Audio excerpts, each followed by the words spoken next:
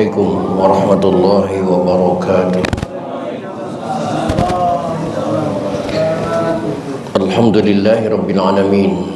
Wassalatu wassalamu ala asyrafil anbiya'i wal mursalin Sayyidina wa habibina wa syafi'ina wa maulana Muhammadin wa ala alihi wa ashabihi ajma'in. La hawla wa la quwwata illa billahil aliyyil azim. Amma ba'da.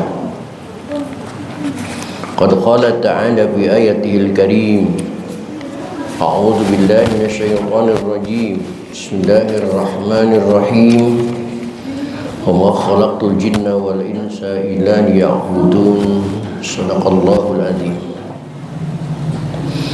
Bapak-bapak dan ibu-ibu, segenap pengurus masjid dan pengurus wilayah bil khusus yang hadir ta'lim pada kesempatan malam ini, yang saya hormati dan yang saya muliakan, mudah-mudahan dengan bertaklim kehidupan kita mendapat kemuliaan dari Allah Subhanahu wa taala. Amin. Puji dan syukur mari kita panjatkan kehadirat Allah.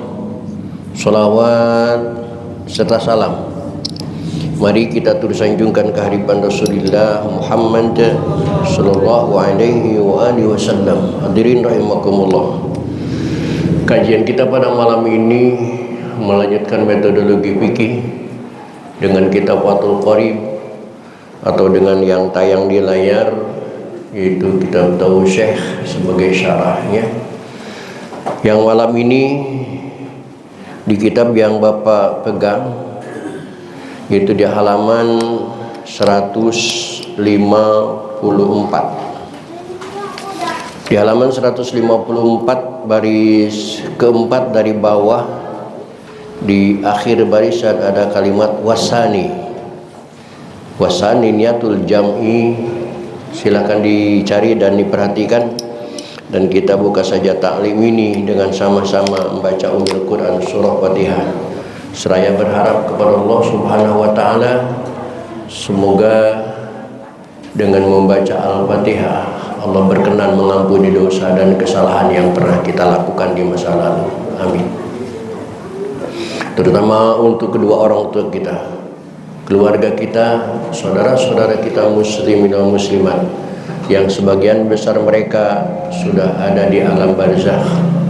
Semoga diampuni semua dosa dan kesalahannya oleh Allah dan terima amal ibadahnya oleh Allah Subhanahu wa taala.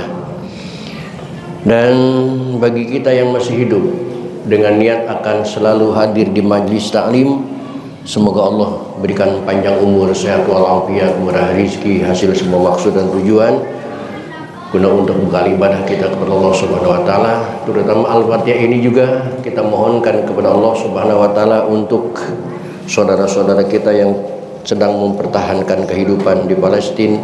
Mudah-mudahan diberikan kesabaran, ketabahan dan kemenangan oleh Allah Subhanahu wa taala. Bisyafaati Rasulillah wa bi barakati muallif hadzal kitab wa bi sirril Fatihah. A'udzu billahi minasyaitonir rajim. Bismillahirrahmanirrahim. Alhamdulillahi rabbil alamin. Arrahmanir rahim. Maliki yaumiddin. Iyyaka na'budu wa iyyaka nasta'in. Ihdinas siratal mustaqim. Siratal ladzina an'amta 'alaihim ghairil maghdubi 'alaihim waladdallin. Silakan diperhatikan di halaman 154. Bismillahirrahmanirrahim. Wasani, dan yang kedua, sebagaimana yang pernah kita pelajari, ada syarat jamak takdim.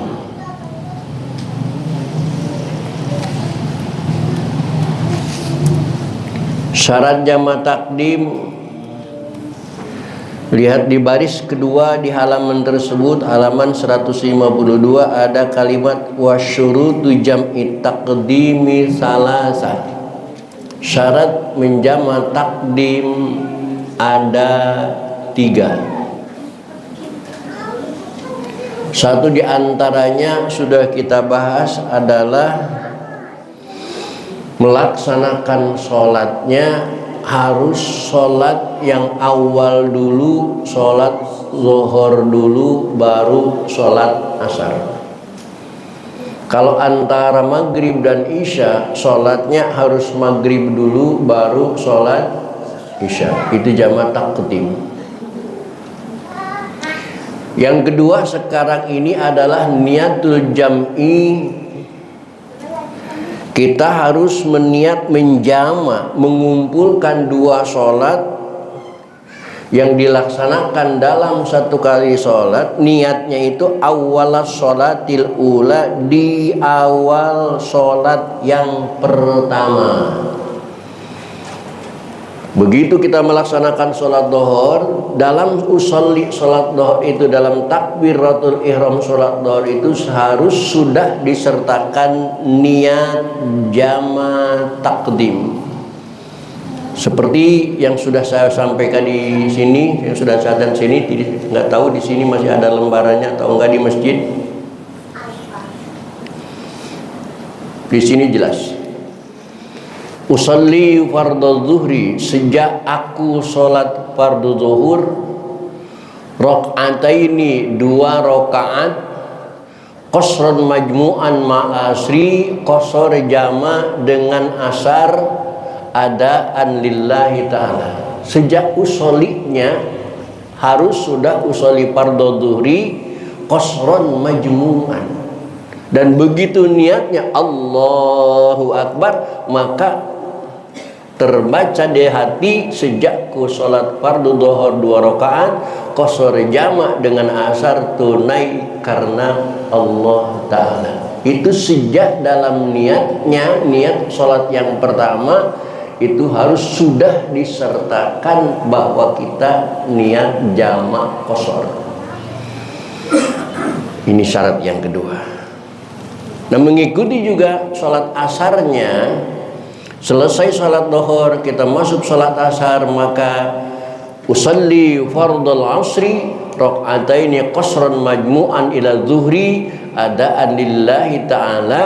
Di hati sejakku sholat fardu asar 2 rakaat qasar jamak kepada zuhur, tunai karena Allah Ta'ala. Jadi di masing-masing usollinya sudah dilafazkan, di masing-masing takbiratul ihramnya qasdu takrud ta'yinnya harus menyertakan jamak dan qasar. Itu syarat yang kedua. Nggak tahu mana Bang Toyib, lembaran ini masih ada nggak di masjidnya?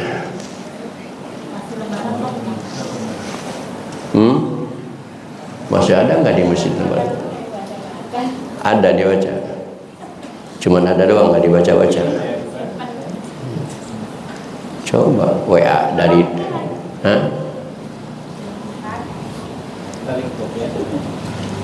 cari nanti di copy tolong. Itu syaratnya. Bahkan di sini dijelaskan bi antuk ketarona niatul jam'i bitaharrumiha, dengan cara disertakan niat jama' itu dengan takbiratul ihram sholat yang pertama, disertakan. Oleh karena itu fala yakfi taqdimu ala taharrum, maka dia tidak cukup mendahulukan niatnya kepada takbiratul ihram. Tidak cukup kita niat di awal, yuk kita sholat jamak takdim saja, kita sholat asar di waktu sekarang dhuhur. Itu tidak termasuk niat, Karena yang namanya niat itu, definisi niat adalah qasdu syai' muqtaranan bi fa'lihi, menenjak kepada sesuatu disertai dengan praktek pelaksananya, itu baru niat. Sedangkan sebelum takbir itu namanya bukan niat tapi baru rencana, bukan niat, karena tidak muqtaranah. Maka di sini juga di antaktarina untuk ketarona harus dibarengkan. Wala ta'khiruha anis salam, Dan tidak cukup mengakhirkan niat itu dari salam minal ula, dari sholat yang pertama. Tidak boleh. Sholat zuhurnya sudah selesai, baru ingat kita bahwa zuhur itu bisa dijamak dengan asar, yuk kita jamak aja lah. Nggak bisa, karena itu sudah di luar sholat. Bahkan kalau adhar juga mengatakan watajuzu fi asna'ihi ala adhar, dan boleh niat itu di tengah-tengah sholat menurut qaul zahir. Ini mungkin jamak ya. Wasalisu, dan yang ketiga, sama syarat jamak takdim yang terakhir adalah al-mualatu bainal ula wasaniyah, harus adanya mualat antara sholat yang pertama dengan sholat yang kedua. Begitu selesai sholat duhur 2 rakaat, langsung bangun untuk sholat asar 2 rakaat. Itu mualat. Bi alla yatula al-faslu bainahuma, dengan umpama tidak lama kepisah antara keduanya. Jangan lama terpisah antara sholat duhur dan sholat asar. Jangan ngobrol dulu, jangan bahas masalah dulu. Kalau memang mau belajar sholat karena nggak tahu, bahaslah sebelum sholat duhur. Jangan dibahas antara sholat duhur dan sholat asar. Selesaikan dulu ilmunya.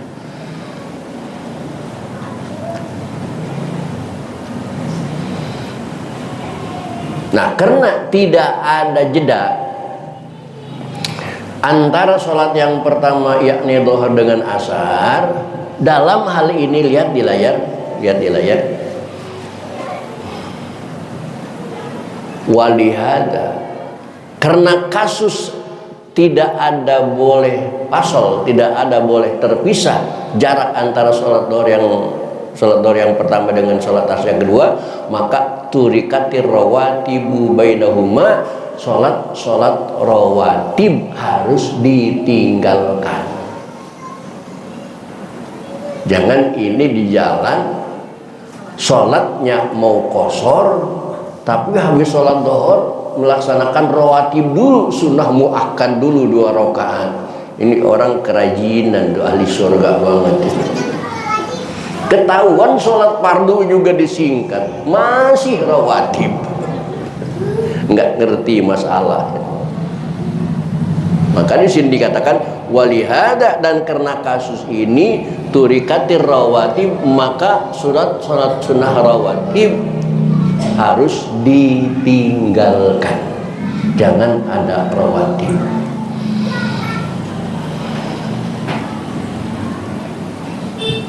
Fa'in tola urfan, maka jika kepisahnya panjang, lama kepisahnya urfan menurut adat, walau biudin, meskipun ada uzur, kanaumin, seperti tidur, wajib takhirus sholati tsaniyah, maka wajib mengakhirkan sholat yang kedua. Oleh karena itu realisasinya, akibatnya, kalau terpisah antara sholat yang pertama yakni sholat duhur dengan sholat asar dengan waktu yang lama, kanaumin, habis sholat duhur langsung klok tidur, nggak bisa dibangunin. 1 jam kemudian, setengah jam kemudian baru bangun. Mas, kita belum sholat asar. Iya, astagfirullah, udah lama, udah setengah jam ya. Maka resikonya sholat asar itu tidak bisa dilaksanakan di waktu itu, tetapi nanti dilaksanakannya harus di waktu asar, karena sudah tidak sambung mualatnya. Habis sholat duhur, sebelum sholat asar ngopi dulu sampai lama. Maka ketika sampai lama putuslah mualat, maka tidak boleh mengajak asar di sholat duhur. Resikonya sholat asar itu harus dilaksanakan di waktunya. Wajib takhirus sholati tsaniyah, wajib mengakhirkan sholat yang kedua, ila waqtiha, sampai pada waktunya. Kenapa? Lihat di layar alasannya, li zawali rabitatil jam'i, karena hilangnya perkaitan jama antara dhuhur dan asar. Karena perkaitannya harus ada mualat.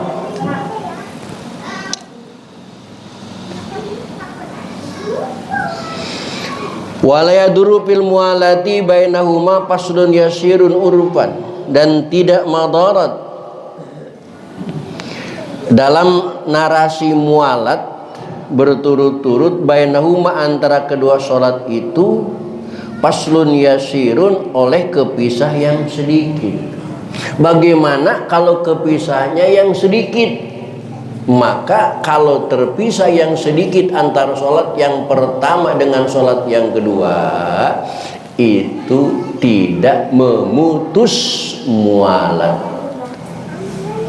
Batasannya apa lama dan sedikit dalam mualat sholat jamaah ini?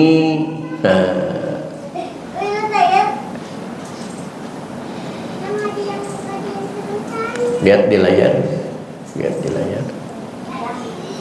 Batasannya wa minat tawili, dan batasan lama terpisah antara sholat yang pertama dengan sholat yang kedua, qadra sholati rakaataini, yaitu seukuran sholat 2 rakaat bi akhaffa mumkinin, dengan melaksanakan yang ringan-ringan dari rukun sholat. 1 menit kurang lebih. Kita kira-kira sholat sunnah 2 rakaat itu ada nggak 2 menit? Ada. Itu kan sempurna. Doa iftitah dibaca, tasbihnya 3 kali dan lain sebagainya. Seandainya kita ngambil yang rukun-rukun saja, Allahu Akbar, gak usah pakai usul lidah, Allahu Akbar, langsung Fatihah, jangan dia baca iftitah. Habis Fatihah jangan baca surat, langsung ruku. Subhana rabbiyal azim 1 kali, bangun, sami Allahu liman hamidah, langsung sujud. Subhana rabbiyal a'la 1 kali, duduk rabbik pilih cukup 1 kali, sujud lagi, bangun lagi, begitu lagi Fatihah lagi, nggak usah baca surat, rukuk lagi, jangan 3-3, 1-1 aja. Kira-kira selesai nggak 1 menit? Berarti jarak terpisah tidak boleh melebihi 1 menit. Oleh karena itu, kalau antara sholat dhuhur dan sholat asar, begitu sholat dhuhur 2 rakaat jamaah, kita anjurkan kepada santri kita qomat untuk sholat asar. Allahu Akbar, asyhadu an la ilaha illallah, asyhadu anna Muhammadar Rasulullah. Jangan sholat ya rabbana qad qamati sholatu qad qamati sholat. Allahu Akbar, la ilaha illallah. Itu tidak memutus mualat, karena tidak sampai 1 menit.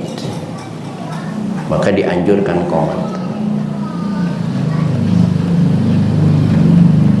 Wa iza disatu nabi Allah dawu safari inna wa ilaihi salatu wa salam wa iza do khamis Ramadan. Bahkan di kitab-kitab lain, Pak, lihat di layar ada syarat yang keempat, wa yuzadu syartun rawiun, ditambah syarat yang kelima, wa yuzadu khamisun, ditambah syarat yang keenam. Tetapi ini kitabnya bukan kitab ini, kitab yang lebih tinggi dari ini. Itulah syarat melaksanakan jama' taqdim. Lalu wa amma jam'ut takhiri, bagaimana dengan jama' takhir? Maka adapun sholat jama' takhir, fayajibu fihi ayyakuna bianatil jami', maka wajib padanya adanya dengan niat jama'. Untuk jama' takhir diawali dengan adanya niat jama', di mana wa takunan niyatu hadhihi fi waqtil ula, dan adanya niat salat jama' ini di waktu yang pertama. Sekarang saya cek lagi, takut gagal paham. Kita bahas sekarang jama' takhir. Jama' artinya apa? Jama' artinya apa? Jama' artinya apa? mengumpulkan. Qasar artinya apa? Baru meringkas. Jamak qasar mengumpulkan dua sholat dalam satu waktu. Qasar meringkas dari 4 menjadi 2. Jamak itu ada yang takdim, ada yang takhir. Kalau jamak takdim sudah dibahas tadi. Kalau sekarang jamak takhir, antara sholat duhur dan sholat asar dilaksanakannya di waktu mana? Di waktu asar. Kalau kita melaksanakan sholat jamak takhir antara maghrib dan isya dilaksanakannya di waktu apa? Baik, kita lanjutkan. Amma jam'u takhir, adapun syarat jamak takhir kita melaksanakan duhur di waktu asar, melaksanakan di waktu maghrib, maka setelah masuk waktu duhur atau waktu maghrib, kita harus ada niat di hati bahwa nanti sholat duhur akan dilaksanakan di waktu asar, bahwa nanti sholat maghrib akan dilaksanakan di waktu isya. Ada niat menjamak, niat mengakhirkan, karena kita sadar begitu masuk waktu duhur, ini kayaknya masih lama kereta berhenti ini, pasti nggak keburu kita melaksanakan sholat jamak takdim. Niat jamak takhir sajalah, nanti sholat duhur dilaksanakan di waktu asar. Maghrib masih kenceng dalam perjalanan, masih jauh, tempat peristirahatan masih jauh, terminal masih jauh, berpemberhentian, maka kita yakin nggak keburu kalau kita sholat maghrib, maka niat sajalah sholat maghrib dilaksanakan di waktu isya dengan niat jamak takhir. Itu harus ada niat di waktu itu, harus ada niat di waktu itu. Cuman wa yajuzu takhiruha illa ayyabqa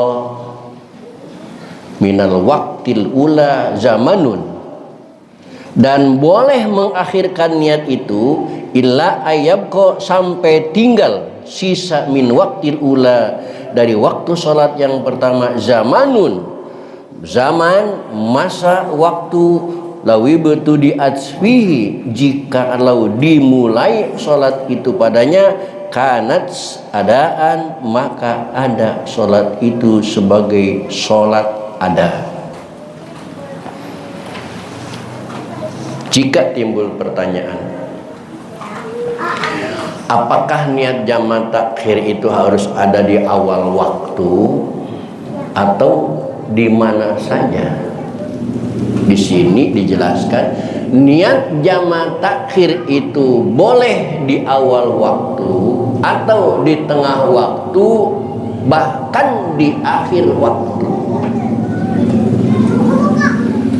Masuk sholat duhur, kita perkirakan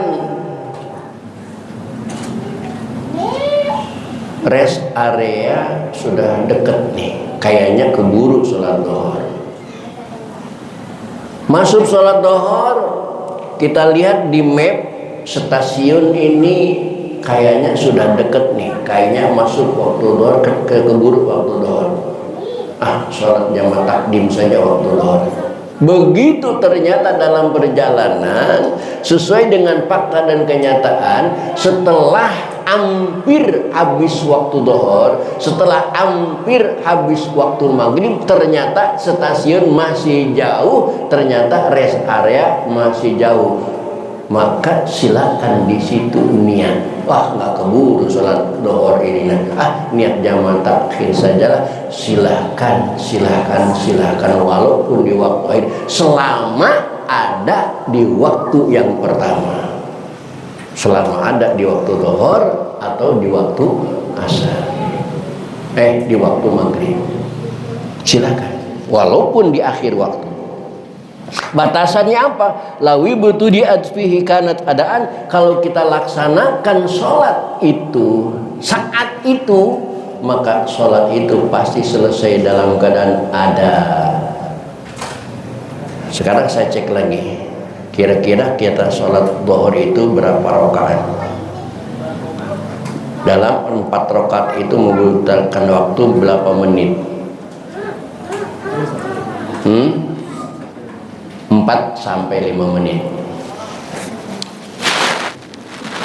Asar sekarang 15.8. Dohor kita perkirakan sampai ke stasiun tertentu. Dohor kita perkirakan sampai ke area tertentu. Ternyata sampai jam 1, sampai jam 2, sampai jam 3, teng, ternyata enggak nyampe ke stasiun, enggak nyampe ke rest area. Berarti kalau hari ini terjadi kasus kita, di sisa waktu dohor itu hari ini tinggal 8 menit, karena asalnya masuk 15.8. Sedangkan sekarang sudah jam 15, berarti sisa masih ada 8 menit. Di situ kita masih boleh meniatkan sholat jamaah takhir,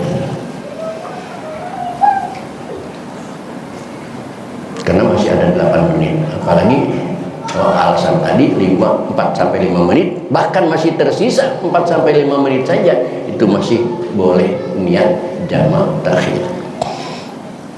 Itu yang pertama. Dan yang kedua, tidak menjadi syarat wala yajibu fi jam'i takhiri tartibun, dan tidak wajib dalam proses pelaksanaan jamaah takhir itu adanya tartib, tidak wajib. Kalau tadi kan jamaah takdim harus sholat yang pertama dulu ya, baru sholat yang kedua. Dalam jamaah takhir wala yajibu fi jam'i takhiri tartibun, tidak wajib adanya tartib. Mau melaksanakan duhur dulu silahkan, karena abangnya asar itu duhur. Runtutan nomornya duhur dulu baru asar. Runtutan nomornya dulu maghrib dulu baru isya. Mau melaksanakan sholat maghrib dulu silahkan di waktu isya belakangan. Tapi saya pengen melaksanakan sholat asar dulu, tapi saya pengen melaksanakan sholat isya dulu, silahkan, karena alasannya li'annal waqtahuna lisania, karena waktu di sana adalah punya waktu yang kedua. Walaupun dohor abangnya asar, walaupun maghrib abangnya isya, tapi yang sekarang punya waktu bukan si dohor tetapi si asar. Sekarang yang punya waktu bukan si maghrib tapi si isya, maka silakan isya dulu baru dohor, silakan. Itu standarnya. Tapi kalau pengen fadilah ya tetap dohor dulu baru asar, tetap maghrib dulu baru isya.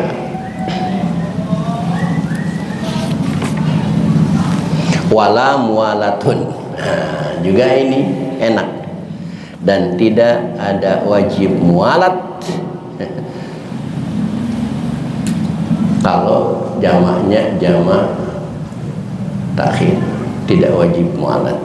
Bahkan wala niatu jam'in, dan tidak wajib niat jamaah ala sahih, tapi itu hanya satu kaul sahih bisalasa. Enak kalau jamaahnya jamaah takhir, tidak seketat aturan jamaah takdim. Nah, ke depan ini kita akan mendapat solusi bagaimana orang sibuk tidak sempat meninggalkan sholat. Selama ini yang Bapak saksikan, kalau ada pengantin hari itu dia didandanin, direndengin sama suaminya, selama hari itu dipengantenin, kira-kira sempat nggak sholat duhur? Enggak. Sholat asar? Enggak. Sholat maghrib? Rame-ramenya. Kenapa tidak sholat?